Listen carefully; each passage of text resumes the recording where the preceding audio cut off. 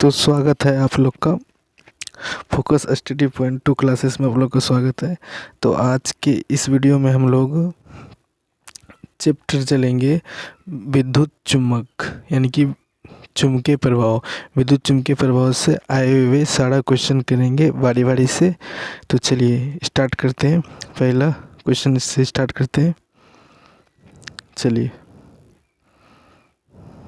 कहते हैं, पहला क्वेश्चन कहता है कि विद्युत धारा में उत्पन्न करने की युक्ति को कहते हैं। बताइए, विद्युत धारा उत्पन्न करने की युक्ति को क्या कहा जाता है। ऑप्शन ए है जनित्र, बी नंबर ऑप्शन है मोटर, सी नंबर ऑप्शन है गैल्वेनोमीटर, डी नंबर ऑप्शन है एमीटर। तो क्या होगा इसका आंसर। Option A right. हम लोग जानते हैं या कहीं पढ़े होंगे कि विद्युत धारा उत्पन्न करने की युक्ति को जनित्र कहा जाता है। हम लोग पढ़े। चलिए अब नेक्स्ट क्वेश्चन। तो नेक्स्ट क्वेश्चन है कि विभक्त वलय का उपयोग किस उपकरण में किया जाता है। विभक्त वलय का उपयोग किस उपकरण में किया जाता है।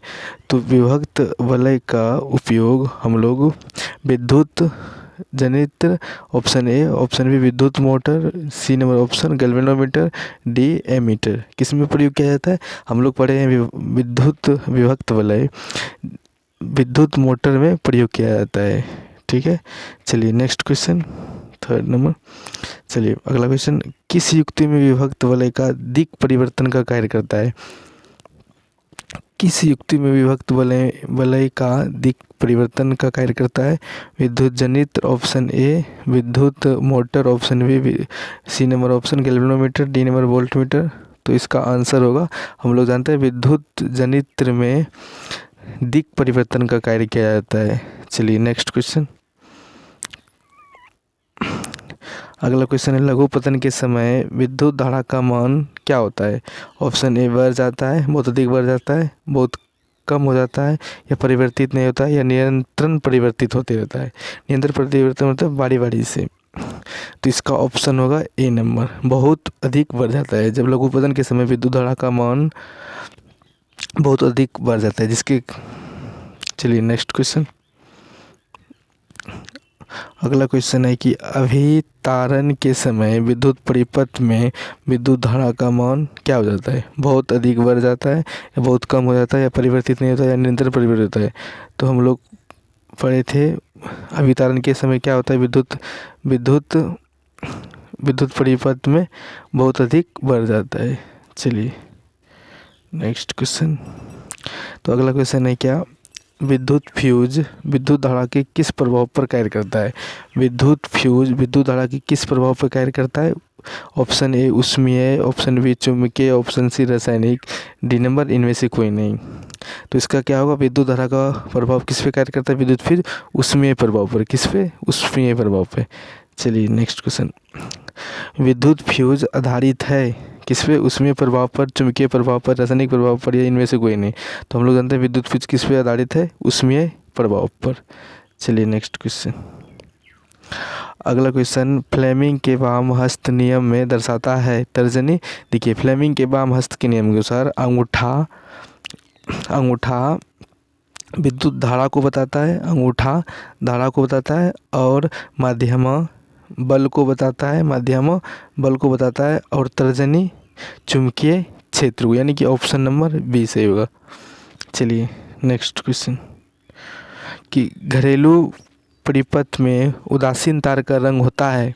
ऑप्शन ए लाल, कहते हैं कि घरेलू विद्युत परिपथ में उदासीन तार होता है। ऑप्शन ए लाल, बी काला, सी हरा, डी पीला। तो हम लोग जानते हैं कि घरेलू विद्युत परिपथ में उदासीन तार काला होता है। कैसा होता है, काला। चलिए नेक्स्ट क्वेश्चन, कि विद्युत चुम्बकीय प्रेरण की खोज किसने की थी। मैक्सवेल ने, फैराड ने, फ्लेमिंग ने, या एम्पियर ने। तो हम लोग जानते हैं कि विद्युत चुम्बकीय प्रेरण का खोज फैराड ने किया था। किसने किया था, फैराड ने। चलिए नेक्स्ट क्वेश्चन। तो विद्युत जनित्र परिवर्तित करता है। तो विद्युत जनित्र परिवर्तित करता है, तो ऑप्शन ए है। हम लोग जानते हैं कि विद्युत जनित्र यानी कि जनरेटर। जनरेटर का काम क्या है, हम उसमें तेल डालते हैं तो उससे क्या होता है, लाइट उत्पन्न होता है। शादी ब्याह में देखेंगे लाइट उत्पन्न होता है, तो किस कारण हुआ, यानी कि हम लोग यांत्रिक ऊर्जा को दिए, तो उससे क्या निकला हम लोग को, विद्युत ऊर्जा। यानी कि तेल दिए, उधर से लाइट आया हमको। तो इसमें और विद्युत जनित मोटर में क्या होता है, उसमें लाइट दिया हुआ होता है, तार जोड़ते हैं मोटर में, उसके बाद क्या है, उधर से पानी उनी चलता है मोटर से, यानी कि यांत्रिक ऊर्जा उधर से दिया, इधर से विद्युत ऊर्जा दी। अब समझ में आया। चलिए क्वेश्चन क्या पूछ रहा है कि विद्युत जनित में परिवर्तित करता है यांत्रिक ऊर्जा को विद्युत ऊर्जा में।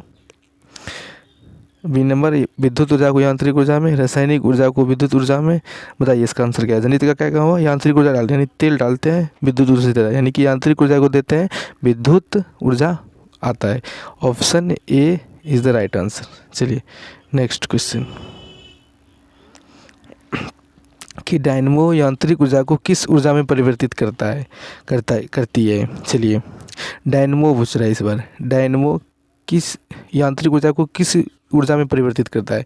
डायनमो को आप कैसे सुने होंगे, यांत्रिक ऊर्जा को वो विद्युत ऊर्जा में परिवर्तित करता है। ठीक है, ऑप्शन ए है विद्युत ऊर्जा, ऑप्शन बी है यांत्रिक ऊर्जा का, सी है रासायनिक ऊर्जा का, डी सौर ऊर्जा का। इसका ऑप्शन क्या होगा, ऑप्शन नंबर ए। डायनमो का क्या काम, यांत्रिक ऊर्जा को विद्युत ऊर्जा में बदलना। चलिए अगला क्वेश्चन, डायनमो में कैसी धारा प्राप्त होती है, प्रत्यावर्ती धारा, दृष्ट धारा, या दोनों, या इनमें से भी। देखिए डायनमो में दोनों प्रकार का धारा प्रवाहित होता है। कौन सा, डायरेक्ट करंट, यानी कि डायरेक्ट करंट डीसी और एसी। ठीक है, तो दोनों प्रकार का धारा प्राप्त होती है डायनमो में। चलिए अगला क्वेश्चन, घरेलू परिपथ में किस प्रकार का धारा प्रवाहित होती है। घरेलू परिपथ में किस प्रकार का धारा प्रवाहित होती है, प्रत्यावर्ती धारा, दृष्ट धारा, या दोनों, या इनमें से कोई नहीं। हम लोग जानते हैं घरेलू परिपथ में किसका प्रयोग करते हैं, डायरेक्ट करंट नहीं लेते, यानी कि डीसी करंट नहीं लेते। ऑप्शन बी तो नहीं होगा, दोनों तो नहीं होगा, ऑप्शन ए प्रत्यावर्ती धारा हम लोग के घरों में प्रयोग किया जाता है। चलिए अगला क्वेश्चन है, यानी कि नेक्स्ट क्वेश्चन, घर में विद्युत से दुर्घटना किसके कारण होती है। यानी कि घर में जो दुर्घटना होते हैं विद्युत के कारण, किसके कारण होते हैं, फ्यूज के कारण, option A. B number circuit के कारण, शॉर्ट सर्किट के कारण, सी नंबर उच्च धारा प्रभाव से। कई बच्चा इसमें फंस जाता है क्या, उच्च धारा प्रभाव से, यानी कि हाई वोल्टेज आया तो विद्युत दुर्घटना हो सकती है, ऐसी होती है। पर इस ज़्यादा किसके कारण होती है, शॉर्ट सर्किट के कारण, यानी option number B, short circuit के कारण। चलिए नेक्स्ट क्वेश्चन, अगला क्वेश्चन है, विद्युत चुम्बकीय बनाने में प्रायः किस पदार्थ का उपयोग किया जाता है। विद्युत चुम्बक बनाने में प्रायः किस पदार्थ का उपयोग किया जाता है, नरम लोहा का, ऑप्शन ए, ऑप्शन बी पीतल, ऑप्शन सी इस्पात, डी नंबर। हम लोग क्लास में भी चर्चा किए थे और जहाँ भी आप लोग पढ़े होंगे वहाँ भी चर्चा किया होगा कि हमेशा विद्युत चुम्बक जो बनाया जाता है वह किसके, नरम लोहा से। ऐसे 6 प्रकार से बनाया जाता है विद्युत चुम्बक को, लेकिन सबसे बेस्ट कौन सा रहता है, नरम लोहा का। ठीक है, चलिए नेक्स्ट क्वेश्चन, तो कहता है अगला क्वेश्चन कि घरेलू परिपथ के उपयोग के लिए विद्युत की आपूर्ति होती है। इस आप लोग को ये न्यू क्वेश्चन लगा होगा, ये क्वेश्चन बहुत कंफ्यूज करने वाला है कि 120 volt 50 hertz, 220 volt 50 hertz, 220 volt 100 hertz, 250 volt 30 hertz. बताइए अब क्या होगा आंसर। बहुत लोग इसमें बच्चा कंफ्यूज हो जाता है कि 220 वोल्ट तो याद करके जाता है, पर दो ऑप्शन है, बी में भी है, सी में। अब क्या होगा, यानी कि हम लोग जो घरेलू परिपथ में उपयोग करते हैं विद्युत आपूर्ति का, 220 वोल्ट 50 हर्ट्ज का, कितना, 220 वोल्ट 50 हर्ट्ज का। ठीक है, अब गलती मत कीजिएगा। चलिए 19वां नंबर क्वेश्चन है कि घरेलू परिपथ के उपयोग के लिए विद्युत की आपूर्ति होती है। अब बताइए, इसमें बहुत बार क्वेश्चन पूछा गया था ऐसा, लेकिन उस टाइप से ही पूछा गया था 2019 में। चलिए 120 वोल्ट, 220 वोल्ट, 320 वोल्ट, 350 वोल्ट, क्या होगा इसका आंसर। इसका आंसर 220 वोल्ट। हम लोग घरेलू परिपथ में कितना, 220 वोल्ट। पिछले क्वेश्चन में क्या था, 220 वोल्ट 50 हर्ट्ज, याद रखना है आप लोग को। चलिए नेक्स्ट क्वेश्चन, 20वां क्वेश्चन है कि चुंबकीय क्षेत्र का ऐसा मात्रक होता है। आप लोग पढ़े होंगे क्लास में, टेस्ला, वेबर, फेराड या लैंग। क्या होगा इसमें से आंसर, चुंबकीय क्षेत्र का ऐसा मात्रक फैराड। क्या होता है, चुंबकीय क्षेत्र का सही मात्रक फैराड। चलिए नेक्स्ट क्वेश्चन।